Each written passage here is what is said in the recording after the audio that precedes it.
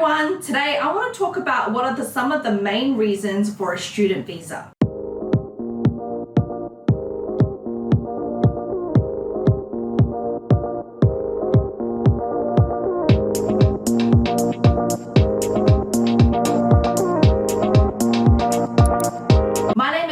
Chen, and I'm an immigration lawyer based in Australia. We have lawyers and agents who work across all states in Australia. If you want to get in contact with myself or one of our fantastic lawyers or agents, I'll leave our contact link below. Now, I've been reading a lot of articles and information in regards to this. Apparently, the rate of student refusals have really gone up over the last couple of months. So let's have a look at some of the reasons for refusal, if there's any chance that you can mitigate that, and just some tips and tricks that we have learned along the way. Now, if you haven't already, please don't forget to like and subscribe and share this video with people who need it. So obviously having a student visa refusal is not ideal. You've enrolled into a course, you've probably even paid for your first semester of course fees, and you get a student visa refusal. Not to mention, if you are offshore, you don't really have any options to appeal. However, you can apply for a new student visa. So actually that's even cheaper, to be honest. Sometimes student visa applications can just be refused due to lack of supporting documents, but sometimes you can provide all those documents and they'll still give you a reason for refusal. So let's go through that today. First of all, if your student visa is refused and you're outside of Australia, you don't exactly have appeal rights. So what you would probably do in this situation is reapply. There's no minimum wait period, or it's not a bad thing if you've had a previous visa refusal. If you lodge a new application, they will assess it and they will look at the new documentation, but obviously it's not like a bad mark on your name as such, but it will count for something. But it's not like, oh, you've had a refusal, it's the end of the world. You can always lodge a new visa application. If you are here in Australia, however, you do have appeal rights. So you can appeal to the AAT, which again, we're waiting for what the new body is going to be called, but you have appeal rights if you lodge the student visa application here in Australia. Now, the biggest reason for refusal, unfortunately, is the intention to be a genuine temporary entrant in Australia. Student visas are designed for people to come to Australia, study in Australia, and go back home. There's no other reason for you to apply for a student visa. Now, we all know realistically people apply for a student visa and there's other intentions behind there. And that's what's causing all these refusals due to the genuine temporary entrant criteria. So let's break it down a little bit and what are the things they actually look for. So first of all, you'll do your visa application, you'll supply your documents, and you'll definitely supply as much documents as you can to satisfy the genuine temporary entrant requirement. You'll write a statement, and they've actually reduced the statement to 300 words at the moment. However, there's only so much they're going to believe from a statement, because realistically, anyone can write a statement. Sometimes I've seen people write, my GTE wasn't strong enough. Look, yes and no, but the overall picture and the documents and everything you supply is more important at this point. So first of all, they're going to look at your circumstances in your home country. So they're going to consider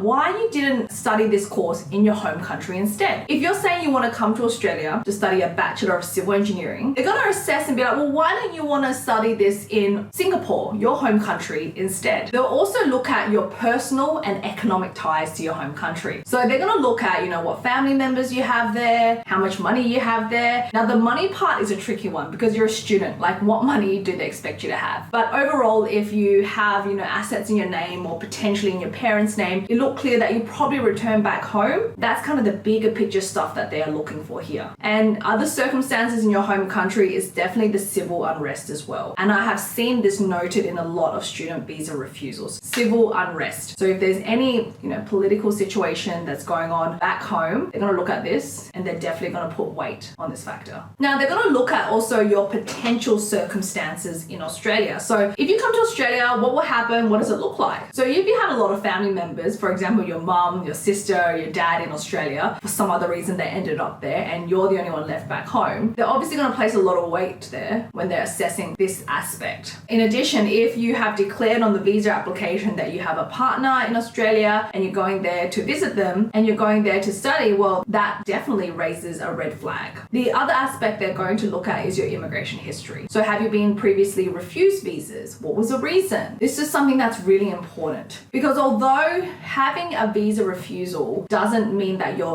blacklisted, it doesn't mean that, but they're going to think, well, there's a reason that the visa to Canada or the visa to America was refused. So the Australian case officers are going to apply that kind of critical thinking to the application. And so that's overall all things they're going to consider when they're looking to see if the applicant meets the criteria as a genuine temporary entrant. The second one they look at is financial capability, which is definitely a big one. It also definitely ties in with the genuine temporary entrant. So they're going to consider if this applicant can actually afford to study in Australia. Can they actually afford the fees? Can they actually afford the cost of living? Or are they just here to, essentially work? So the rule of thumb is that when you apply for the visa, of course you need to provide your financial statements. So they're going to look to see if you have enough to cover first year of school fees and living expenses. That's generally the rule of thumb. And to be honest, this is like 20 or 30 grand, I think the number is. And a lot of people do show that. But sometimes that's not even enough. They're going to think like, well, you've only got $20,000 or $30,000 in your bank account. You want to spend all that and come to Australia. That's the other thing they're going to look at as well. So that's where the other things, such as additional savings, other assets are going to really come into handy here. Next is obviously your certificate of enrollment. You would have applied for a school and then you're going to provide that with a visa application. Very rarely, but sometimes people forget to attach this to the application and they can get a refusal because of it. The other requirement is depending on your country of passport, you'll need to provide English. So you need to have a certain English level to come to Australia to study. Some people who are unable to meet that requirement, they can't apply or they'll apply for an English course first. So it's something really important to remember there. The next requirement is health insurance. Now make sure you take out that health insurance before you apply for the visa. They're not going to grant it without it. One of the next reasons is also fraudulent or bogus documents. And this happens a lot. So you're trying to build your case. So I don't know who advises this. I don't know how it happens, but people submit fraudulent documents. They might submit a fake bank statement with the money on it. They might submit fake qualification documents to claim they want to come study this thing in Australia. Don't do that.